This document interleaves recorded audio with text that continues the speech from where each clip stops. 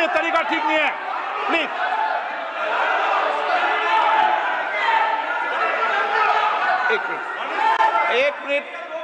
एक मिनट बैठिए, प्लीज बैठिए, एक मिनट बैठिए, प्लीज बैठिए, एक मिनट बैठिए।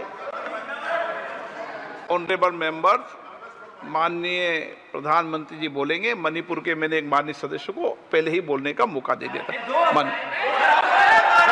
उनकी पार्टी से 9 मेंबर बोले, बताइए कि 9 मेंबर बुलाए आपने।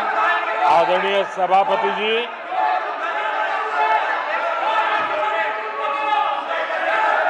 मैं राष्ट्रपति जी के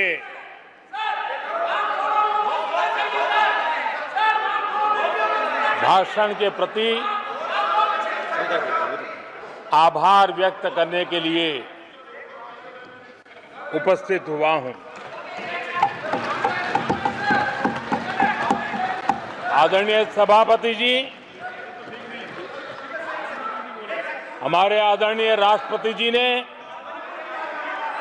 विकसित भारत के संकल्प को अपने प्रवचन में विस्तार दिया है। आदरणीय राष्ट्रपति महोदया ने अहम विषय उठाए हैं। आदरणीय राष्ट्रपति जी ने हम सबका और देश का मार्गदर्शन किया है। इसके लिए मैं राष्ट्रपति जी का हृदय से आभार व्यक्त करता हूं। आदरणीय सभापति जी, कल और आज कई माननीय सदस्यों ने राष्ट्रपति जी के अभिभाषण पर अपने विचार व्यक्त किए हैं। मैं विशेष करके जो पहली बार सांसद बनकर के हमारे बीच आए हैं और उनमें से कुछ आदरणीय साथियों ने अपने जो विचार व्यक्त किए, संसद के सभी नियमों का पालन करते हुए किए। उनका व्यवहार ऐसा था जैसे एक अनुभवी सांसद का होता है और इसलिए प्रथम बार आने के बावजूद भी उन्होंने सदन की गरिमा को बढ़ाया है और उन्होंने अपने विचारों से इस डिबेट को और अधिक मूल्यवान बनाया है। आदरणीय सभापति जी,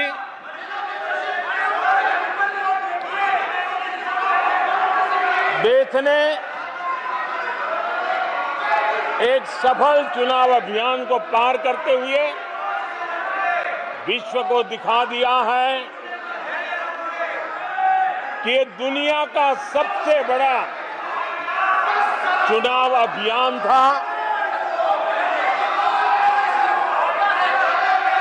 देश की जनता ने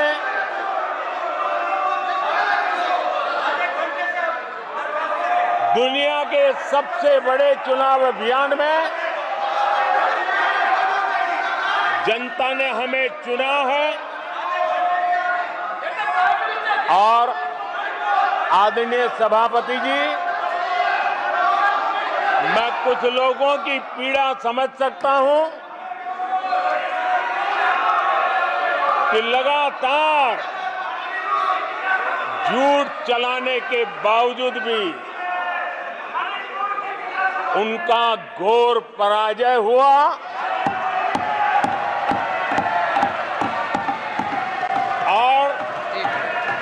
लोकतंत्र के माननीय प्रतिपक्ष के नेता, ये शोभा नहीं देता आपको पर्याप्त समय पर्याप्त अवसर दिया है, ये शोभा नहीं देता। आप सदन में डायरेक्शन दो। माननीय नेता जो बोल रहे हो जब खड़े हो, ये शोभा नहीं देता आपके लिए, ये उचित नहीं है संसदीय परंपराओं के अनुसार। ये तरीका ठीक नहीं है आपका। नो, ये गलत तरीका है आपका, और ये तरीका इस तरीके से नहीं चलेगा बिल्कुल। नो, गलत तरीका है। नो, ऐसे संसद के अंदर गरिमा बना के रखें आप गरिमा को तोड़ना चाहते हैं। आप संसद मर्यादा पीछे नहीं करें। आपको गरिमा नहीं, सदन की डायरेक्शन देते आप बेल में आने के लिए लोगों को। ये प्रतिपक्ष के नेता है आप। नो, गलत तरीका आपका। माननीय प्रधानमंत्री जी,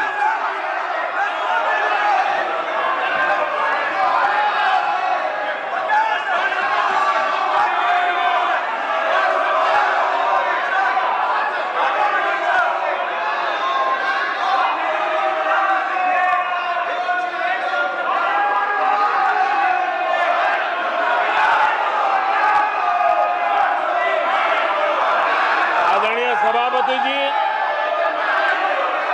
ये विश्व का सबसे बड़ा चुनाव अभियान, और उसमें भारत की जनता ने हमें तीसरी बार देश की सेवा करने का मौका दिया है। ये अपने आप में लोकतांत्रिक विश्व के लिए बहुत ही महत्वपूर्ण घटना है, बहुत ही गौरवपूर्ण घटना है। आदरणीय सभापति जी, हमें हर कसौटी पर कसने के बाद देश की जनता ने ये जनादेश दिया है।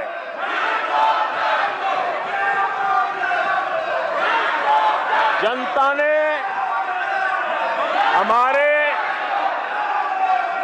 10 साल के ट्रैक रिकॉर्ड को देखा है।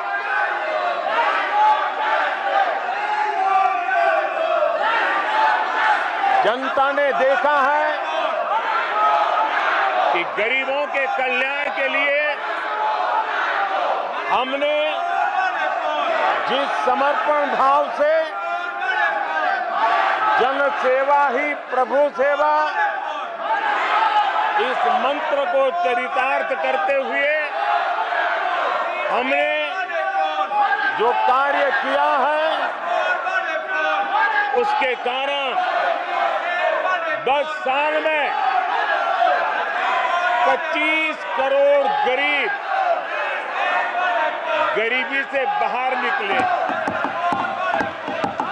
देश की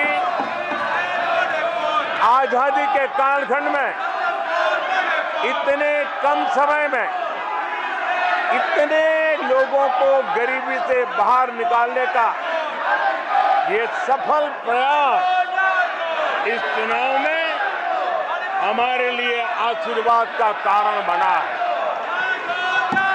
आदरणीय सभापति जी, हम 2014 में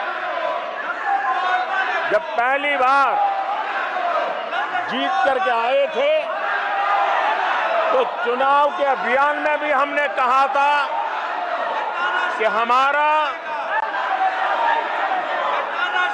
करप्शन के प्रति 0 टॉलरेंस रहेगा। और आज मुझे गर्व है कि हमारे सरकार ने देश का सामान्य मानवी जो करप्शन के कारण पीड़ित था,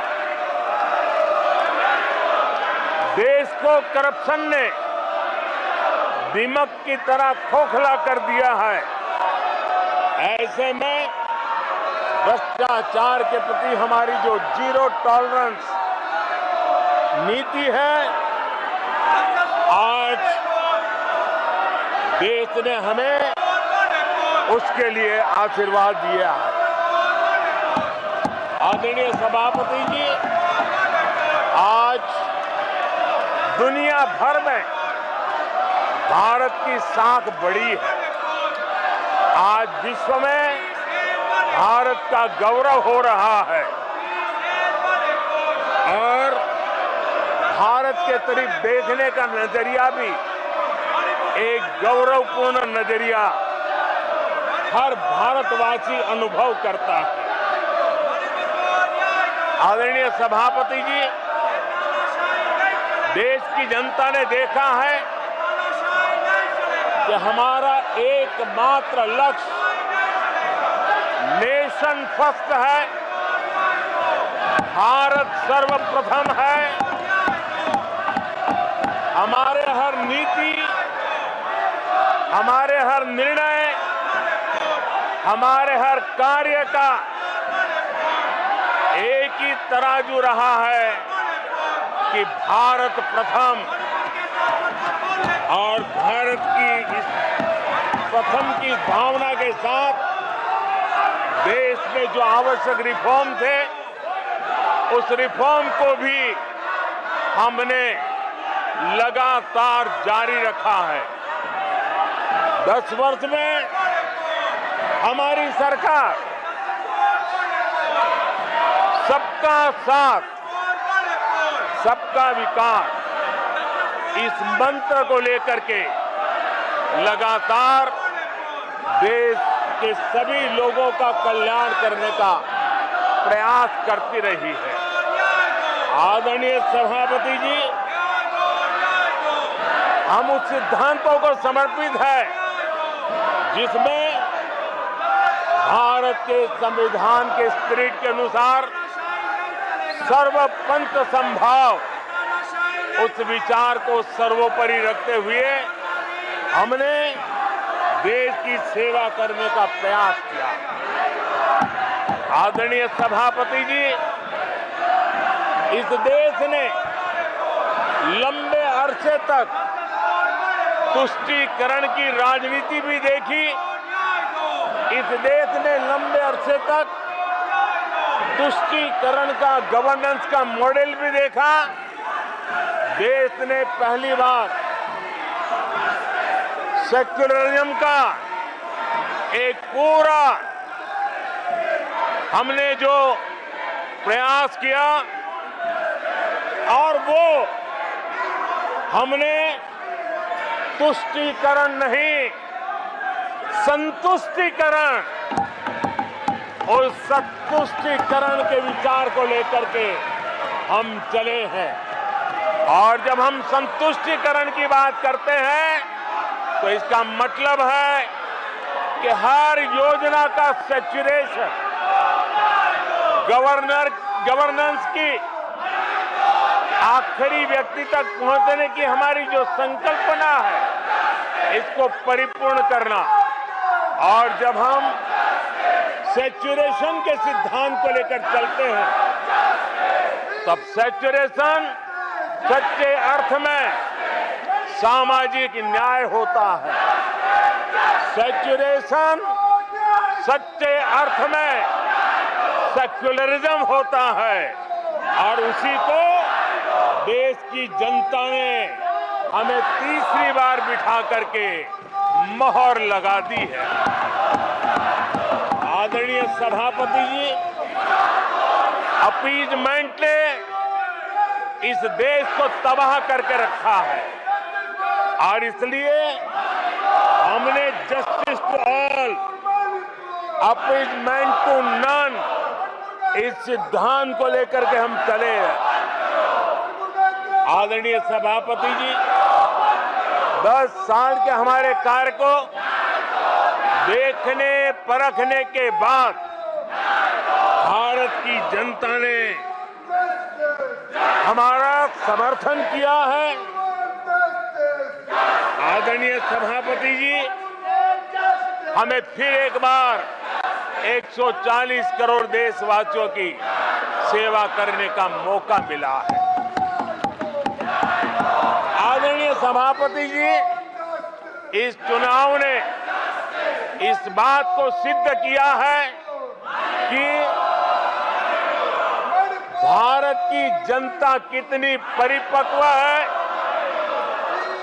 भारत की जनता कितने विवेकपूर्ण रूप से और कितने उच्च आदर्शों को लेकर के अपने विवेक का सद्बुद्धि से उपयोग करती है और उसी का नतीजा है कि आज तीसरी बार हम आपके सामने, देश की जनता के सामने नम्रता पूर्वक सेवा करने के लिए उपस्थित हुए हैं। आदरणीय सभापति जी, देश की जनता ने हमारी नीतियों को देखा है, हमारी नियत, हमारी निष्ठा, उस पर देश की जनता ने भरोसा किया है। आदरणीय सभापति जी, इस चुनाव में हम जनता के बीच एक बड़े संकल्प के साथ देश की जनता के पास आशीर्वाद मांगने के लिए गए थे और हमने आशीर्वाद मांगा था विकसित भारत के हमारे संकल्प के लिए। हमने विकसित भारत के निर्माण के लिए एक प्रतिबद्धता के साथ, एक शुभ निष्ठा के साथ जन सामान्य का कल्याण करने के इरादे से हम गए थे।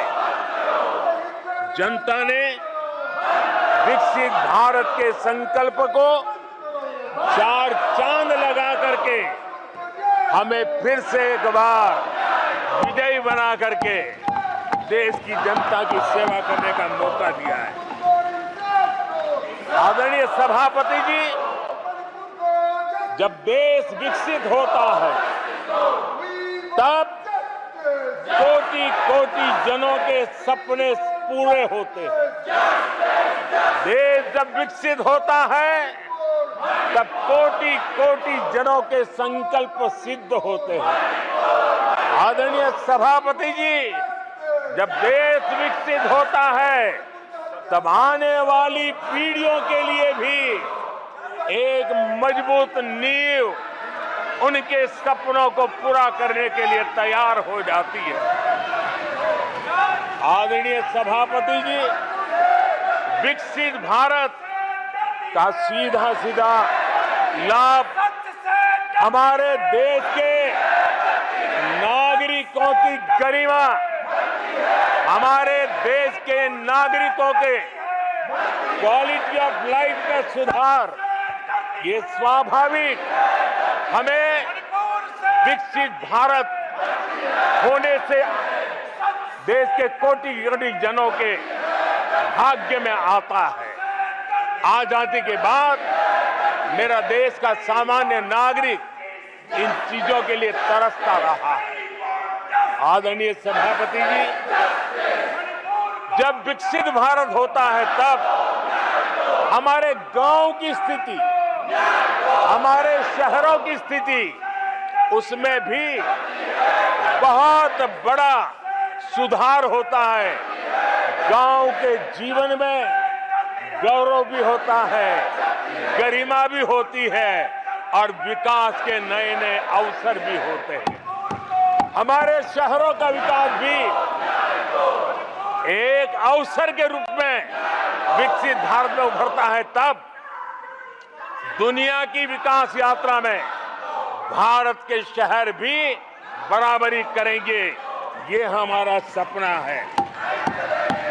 आदरणीय सभापति जी, विकसित भारत का मतलब होता है कोटि कोटि नागरिकों को कोटि कोटि अवसर उपलब्ध होते हैं, अनेक अनेक अवसर उपलब्ध होते हैं और वो अपने कौशल्य, अपनी क्षमता और संसाधनों के अनुसार विकास की नई सीमाओं को प्राप्त कर सकता है। आदरणीय सभापति जी, मैं आदरणीय सभापति जी,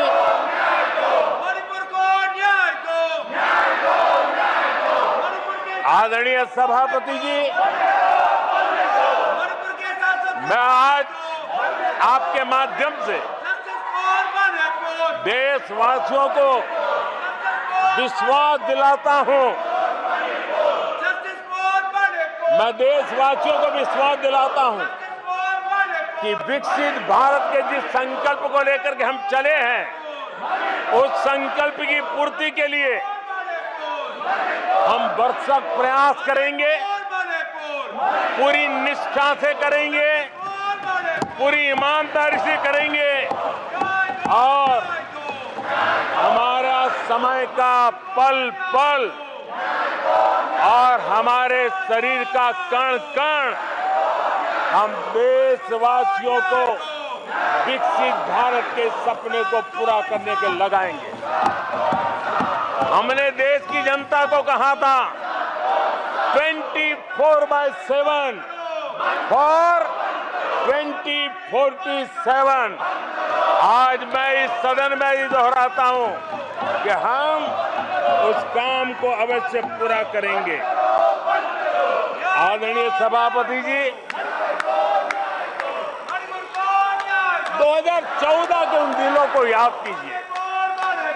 उन 2014 के उन दिनों को याद करेंगे तो हमारे ध्यान में आएगा कि हमारे देश के लोगों ने उनका आत्मविश्वास खो चुका था, देश निराशा की गर्त में डूब चुका था।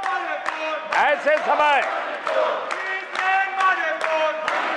2014 के पहले देश ने जो सबसे बड़ा नुकसान भुगता था, जो सबसे बड़ी अमानत खोई थी, वो था देशवासियों का आत्मविश्वास। और जब विश्वास और आत्मविश्वास खो जाता है तब उस व्यक्ति को, उस समाज को, देश को खड़ा होना मुश्किल हो जाता है। और उस समय सामान्य मानवी के मुंह से यही निकलता था कि वो इस देश का कुछ हो नहीं सकता।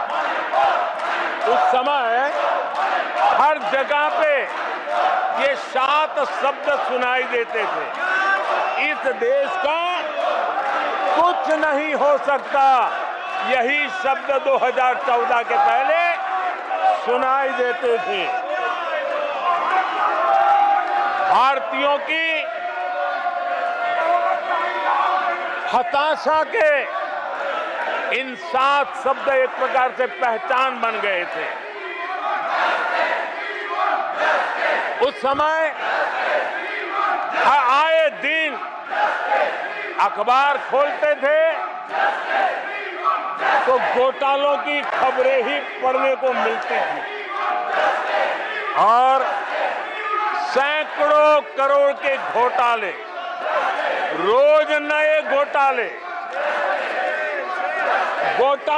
घोटालों से स्पर्धा, ये घोटालेबाज लोगों के घोटाले, इसी का एक कालखंड था।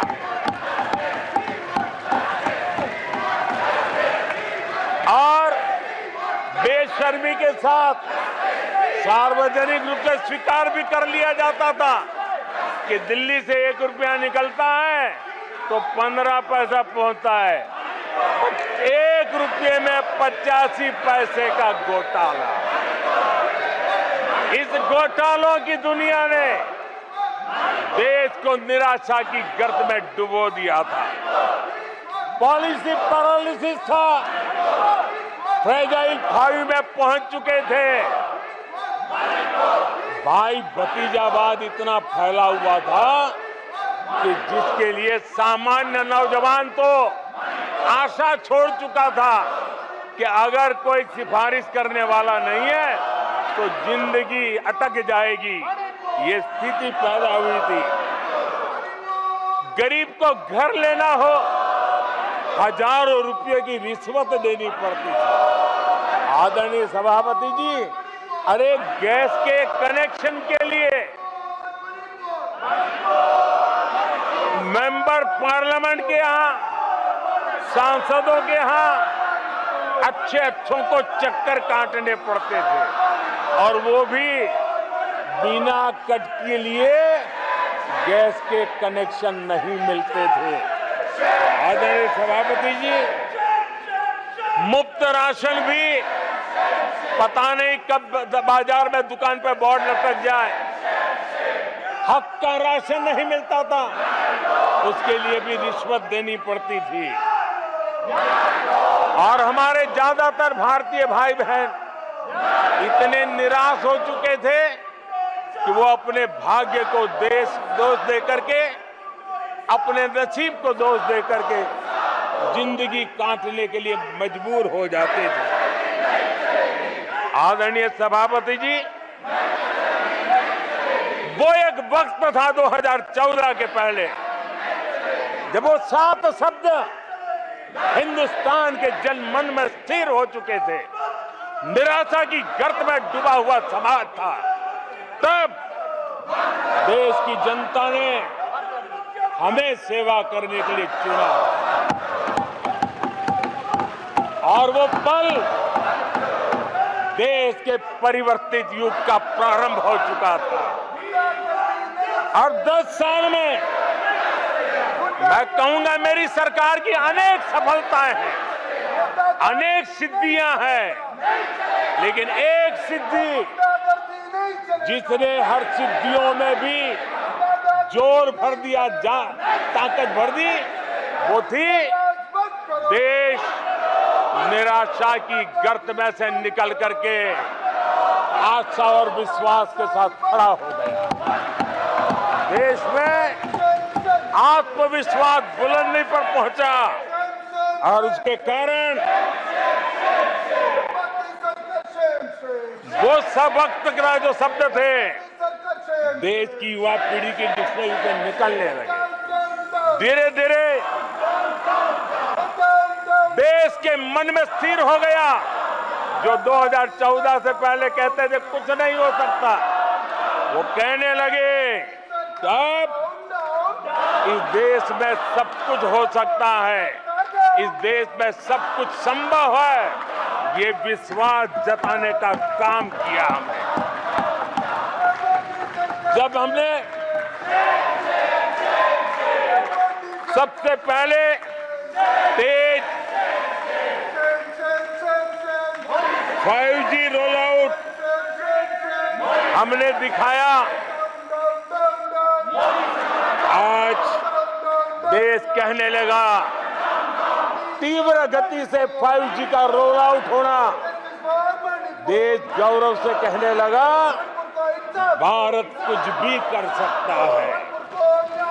आदरणीय सभापति जी, वो एक जमाना था जब कोयले घोटाले में बड़ों के हाथ काले हो चुके थे।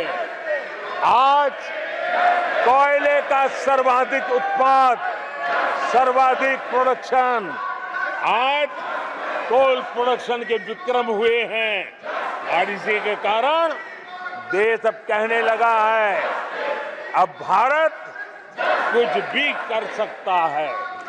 आदरणीय सभापति जी, वो एक समय था 2014 के पहले जब फोन बैंकिंग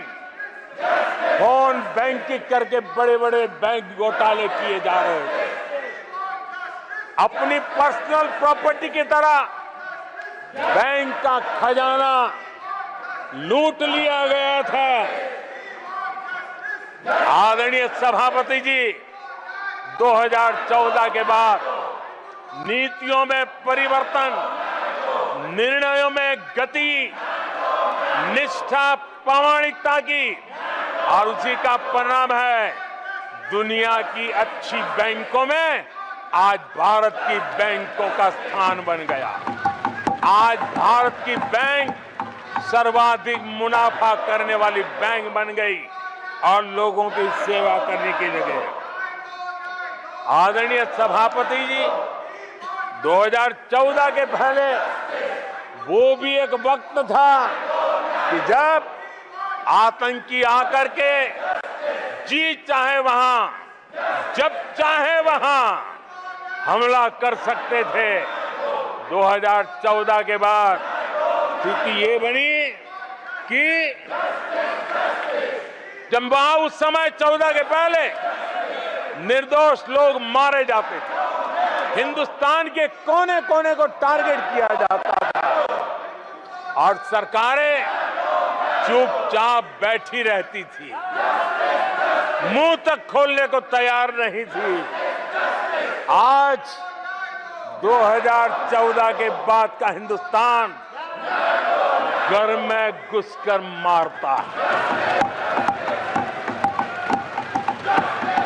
सर्जिकल स्ट्राइक करता है, एयर स्ट्राइक करता है और आतंकवाद के आकाओं को भी सबक सिखाने का सामर्थ्य दिखा दिया है।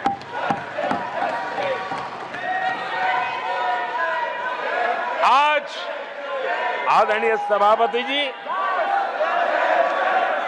देश का एक एक नागरिक जानता है कि अपनी सुरक्षा के लिए भारत कुछ भी कर सकता है। आदरणीय सभापति जी, आर्टिकल 370 इसकी पूजा करने के वाले लोगों ने वोट बैंक की राजनीति का हथियार बनाने वालों ने 370 को उसने जम्मू कश्मीर का जो हालात कर दिए थे, वहां के लोगों के अधिकार छीन लिए थे। भारत का संविधान जम्मू की कश्मीर की सीमा में प्रवेश नहीं कर सकता था और यहां संविधान सर पे रख करके नाचने वाले लोग संविधान को जम्मू कश्मीर में लागू करने का हौसला नहीं रखते, बाबा साहब अंबेडकर का अपमान किया करते थे। और 370 का वो जमाना था, सेनाओं पर पत्थर चलते थे और लोग निराशा में डूब करके कहते थे अब तो जम्मू कश्मीर में कोई हो नहीं सकता है। आज आर्टिकल 370 की दीवार गिरी, पत्थरबाजी बंद है, लोकतंत्र मजबूत है और लोग बढ़ चढ़ करके भारत के संविधान में भरोसा करते हुए, भारत के तिरंगे झंडे पर भरोसा करते हुए, भारत के लोकतंत्र में भरोसा करते हुए बढ़ चढ़ करके मतदान करने के लिए आगे आ रहे हैं, ये साफ साफ दिखाई देता है। आदरणीय सभापति जी, 140 करोड़ देशवासियों में ये विश्वास पैदा होना,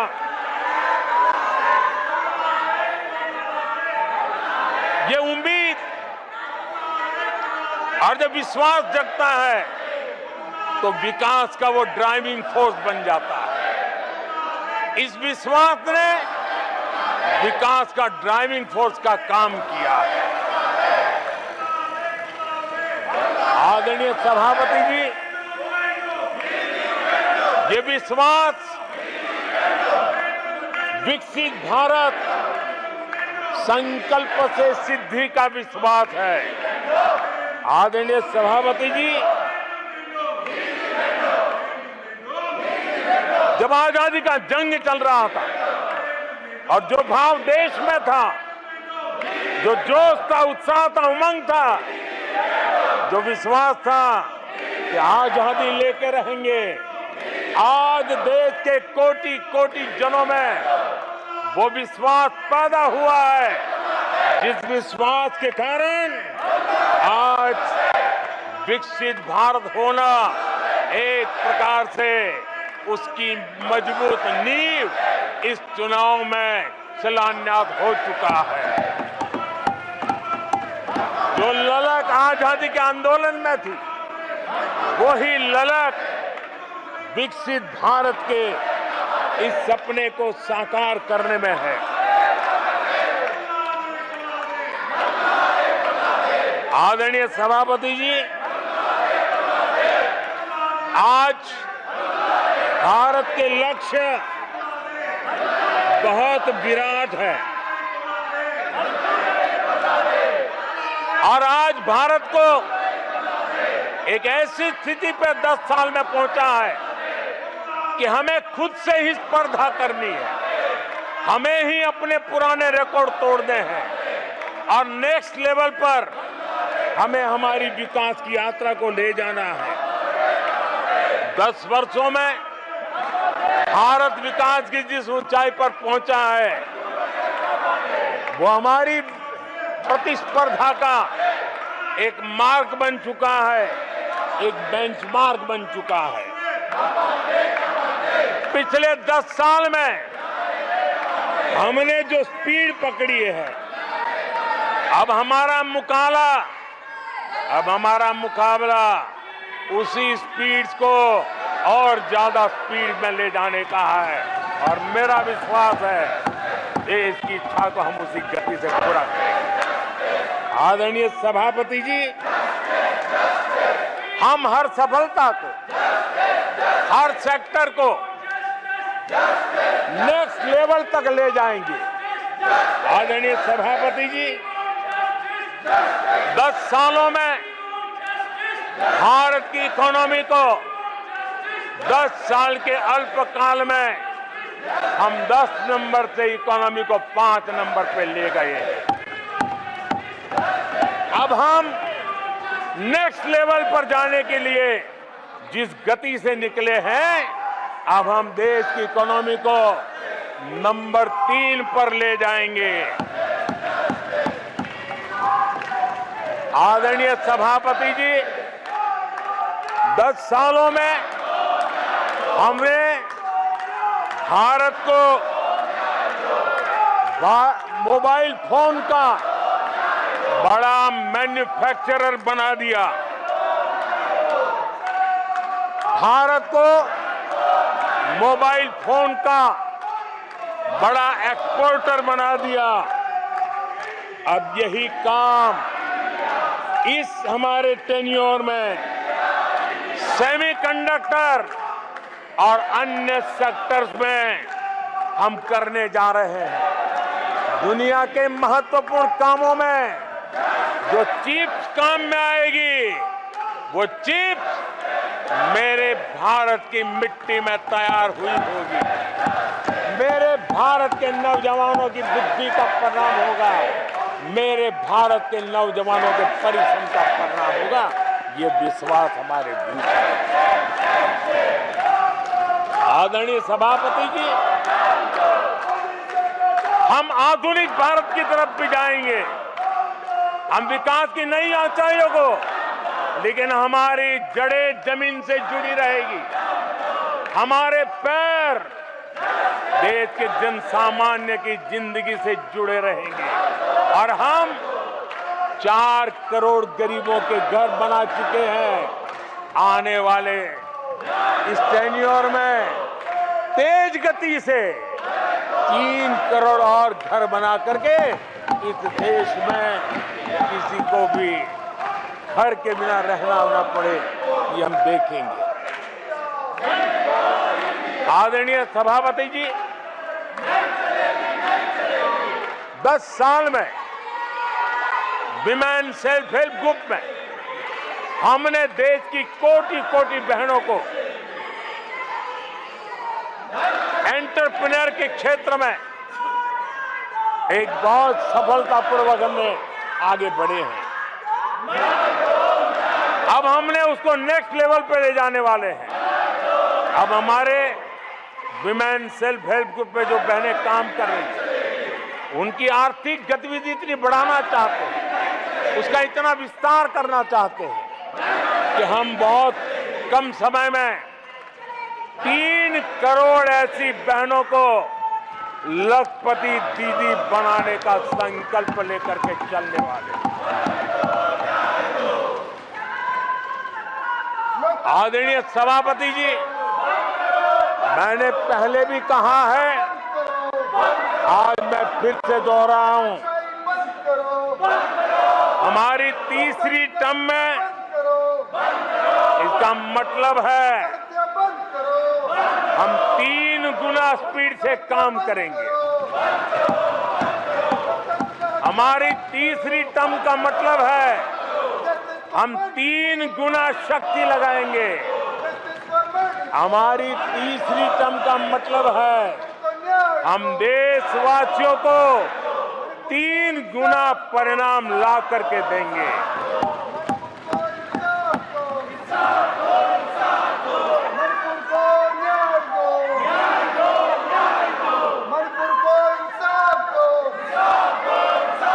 अपने सदस्यगणों, नेता प्रतिपक्ष मान्य से मैंने सबको मौका दिया।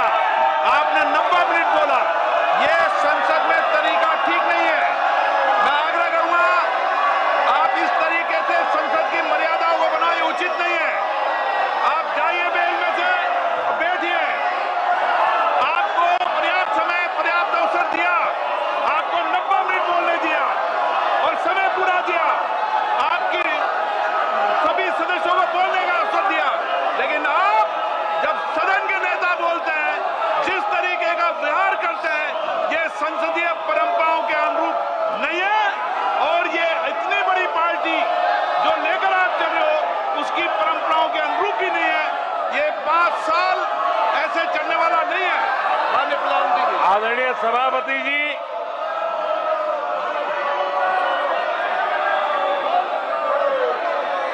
आदरणीय सभापति जी, एनडीए का तीसरी बार सरकार में आना एक ऐतिहासिक घटना है।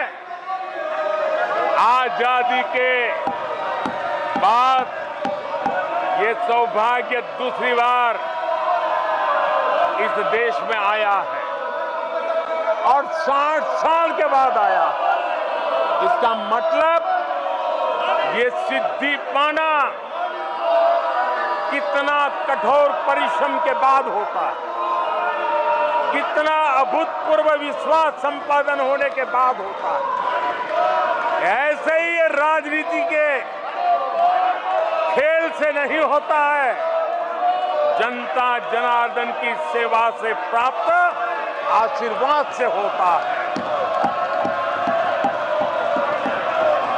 आदरणीय